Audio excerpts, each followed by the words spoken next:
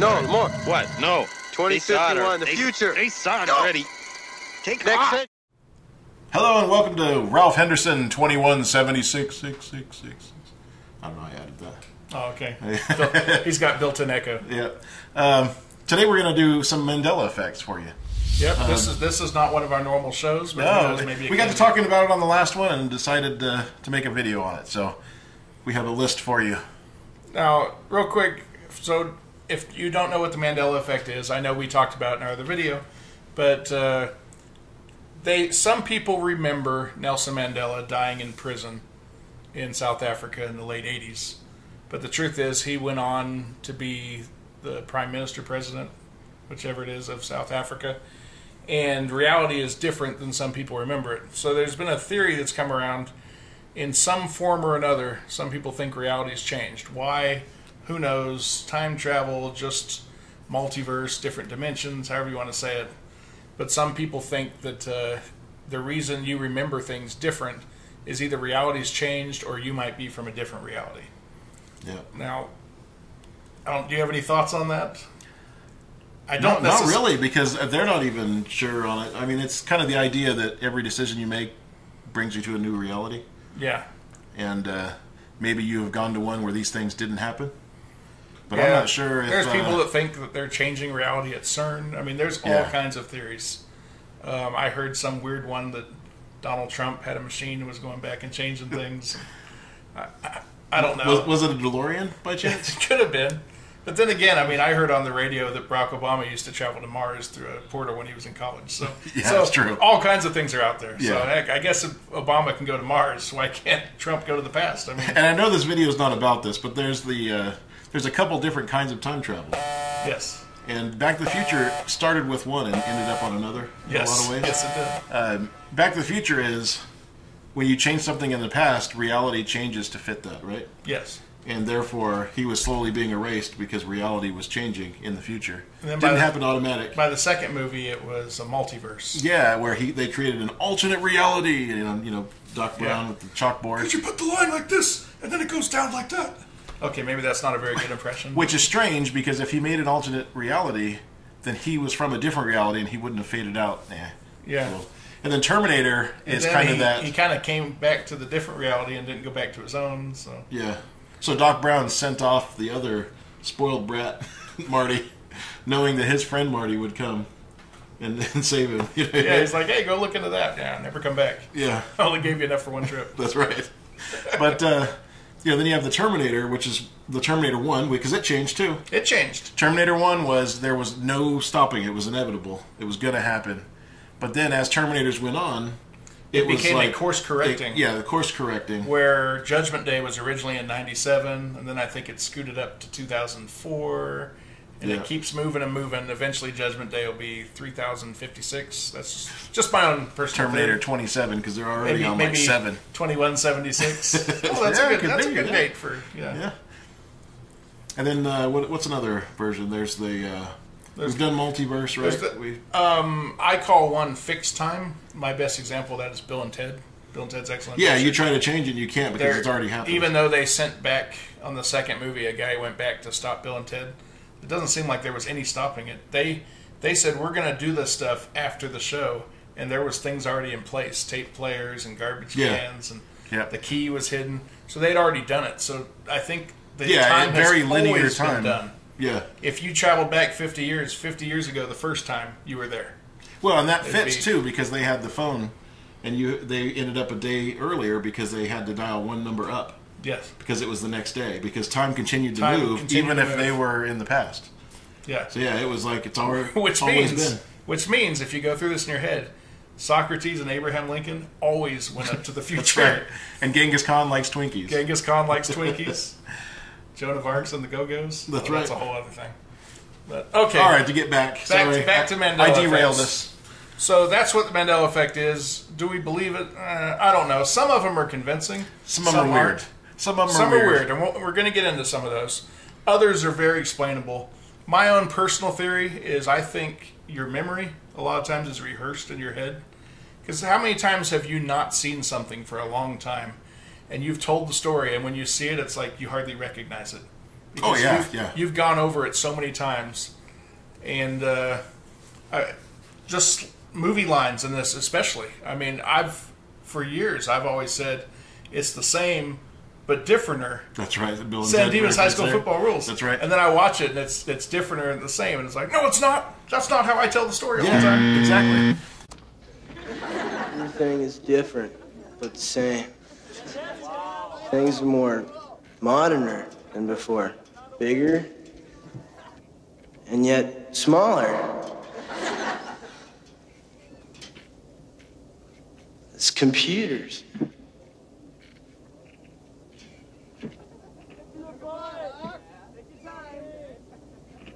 San Dimas High School Football Rule! And another thing of that is that in the old days, they used to make commercials, and you couldn't make something that was the same. So they had to slightly alter the commercial. And you got to where you knew the commercials, because it's not like you rented things at the time. Yeah.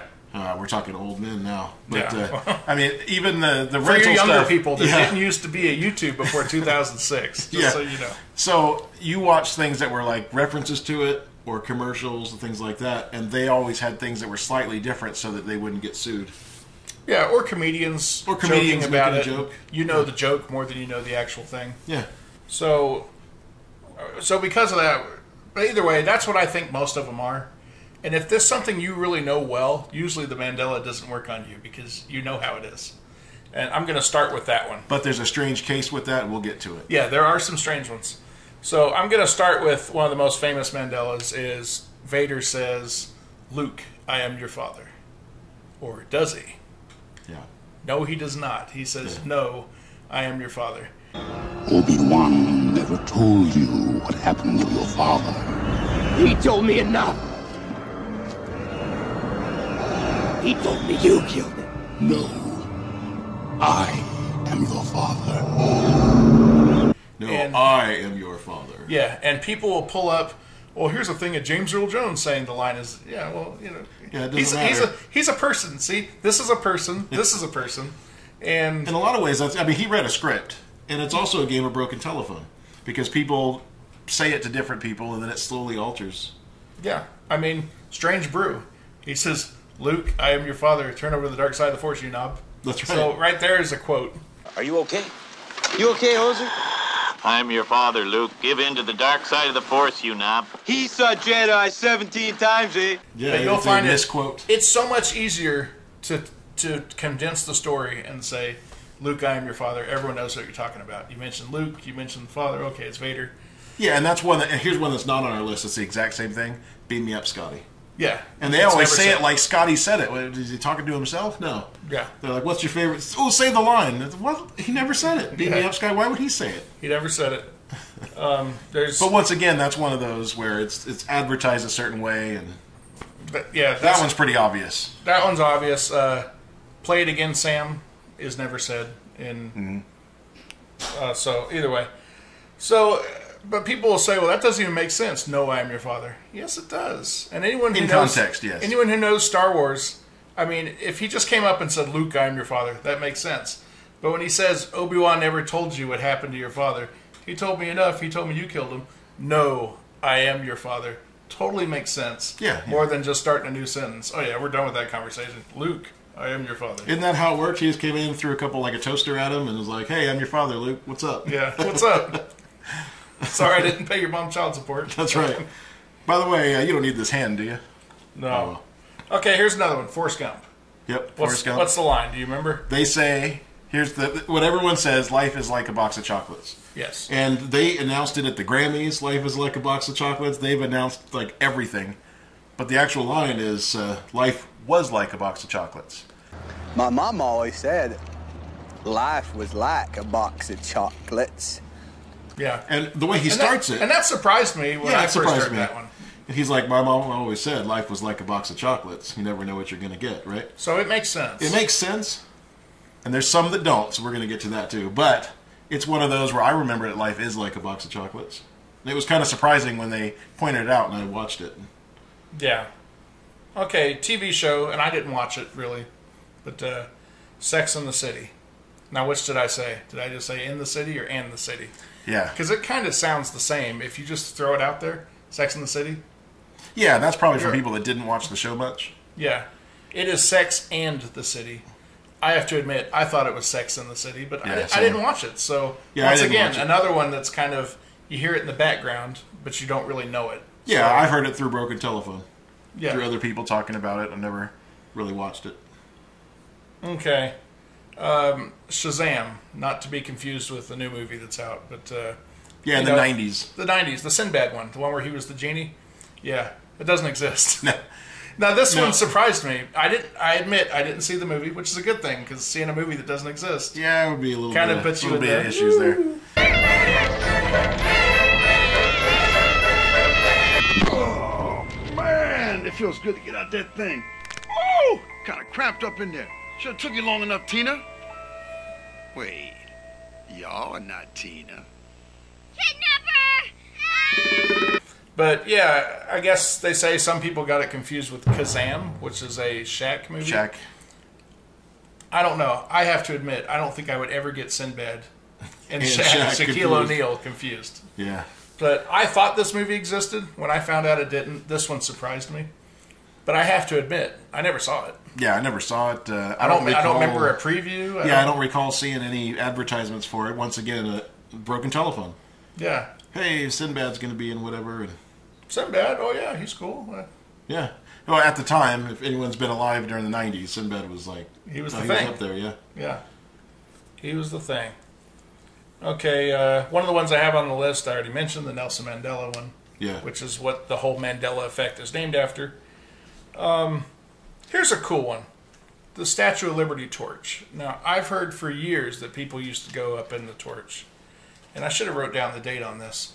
But there was a certain explosion, which I'll get into in a moment. Mm-hmm. And the Statue of Liberty has been structurally unsound since. In fact, one of the reasons for the big 1986 retrofit, which our sister was actually in the drill team for, which is cool.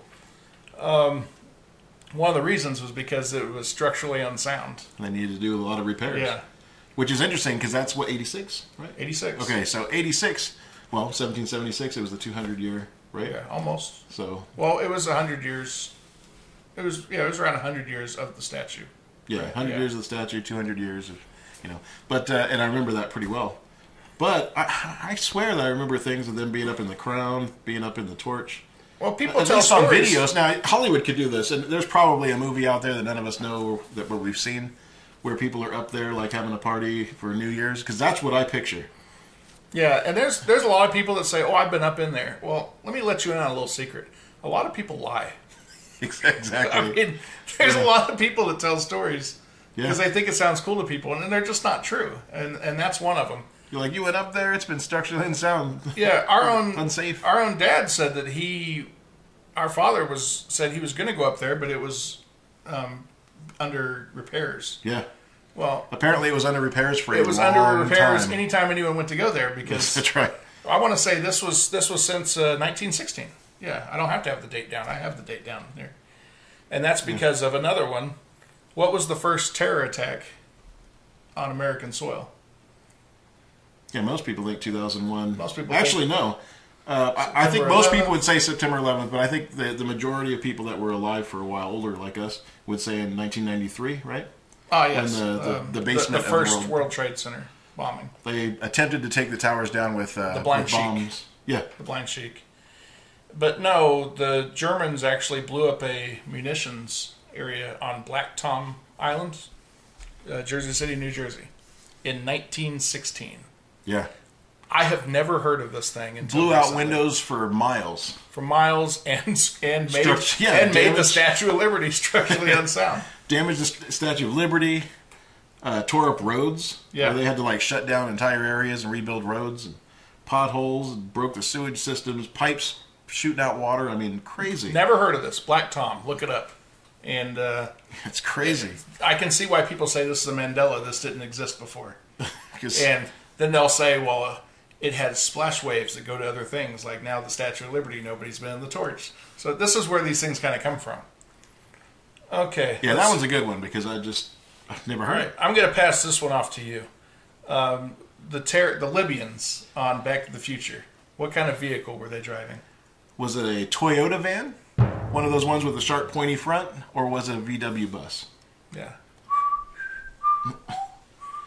Because it was always a VW bus. Yes, always. And when they said, I've seen things where they've talked about this, and it says it's a VW bus. I'm like, oh yeah, I knew that. I knew that. But I have to tell a story about this. So I went to Home Depot, and I came walking out, and one of those Toyota vans was sitting there, and I pointed out to my wife. I said, hey, look, it's one of the terrorist vans. And no, it's not. That's not a VW bus. But I recognized it as the terrorist. When I first heard of this Mandela, they had a picture of both there.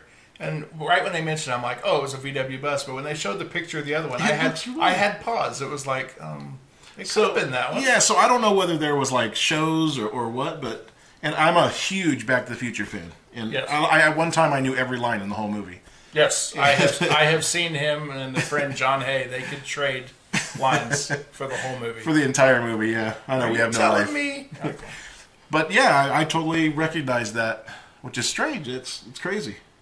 Yeah. And that was one that I had already poo-pooed, and I was like, no, that's not, I knew this. And then I fell for it, I guess you could say.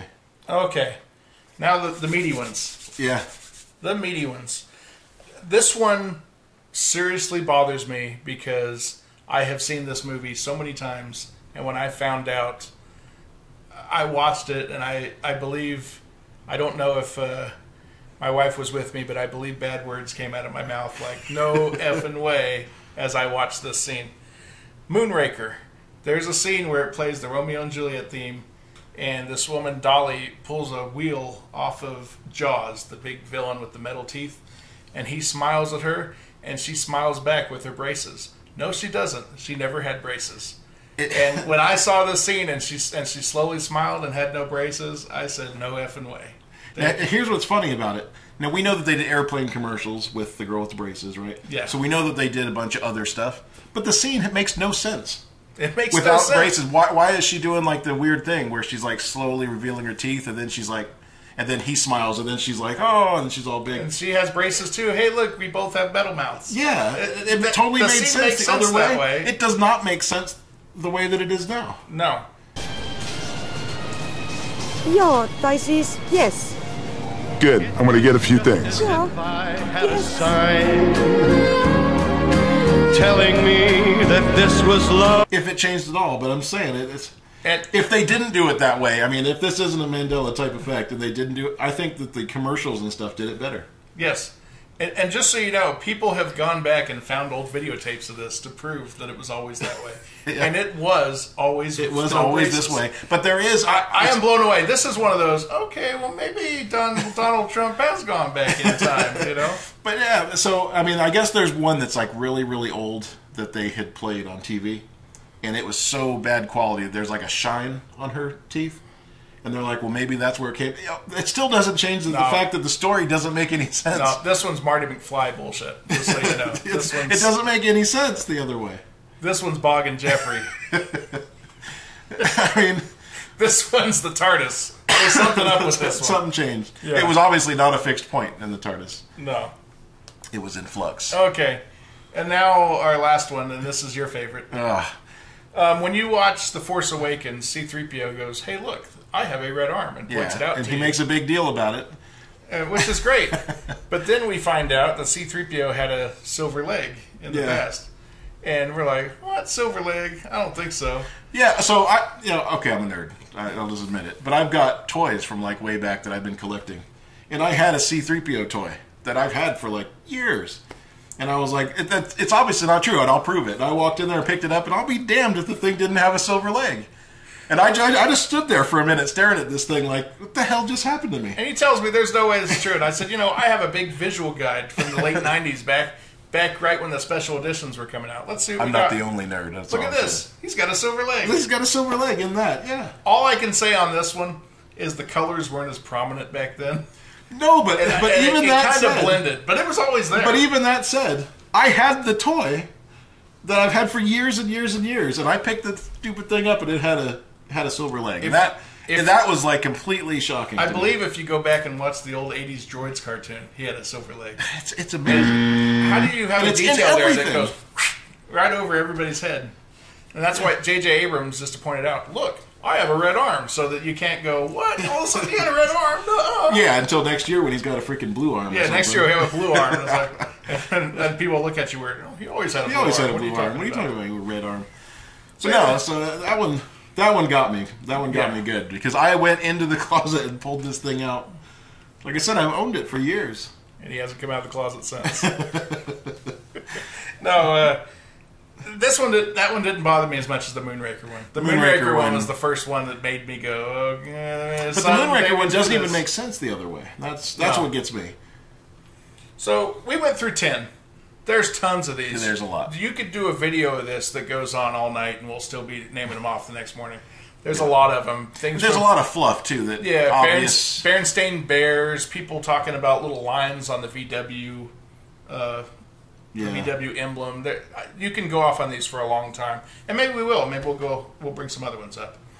But yeah, Moonraker and C-3PO we had to bring up because that was some bull, you know. Okay? The C-3PO thing, man. The Jaws thing. The Jaws thing. Yeah. So if you liked it, like and subscribe. Let us know what you think. If you have any of these that you're interested in, want us to talk about. If you want us to do this again, say it. If you tell us never to do this again, go ahead too. Yeah. In the meantime, we're going to go watch the audio commentary to Shazam. Sorry, that's right. We will catch you later. Yep. All right. Bye. See ya.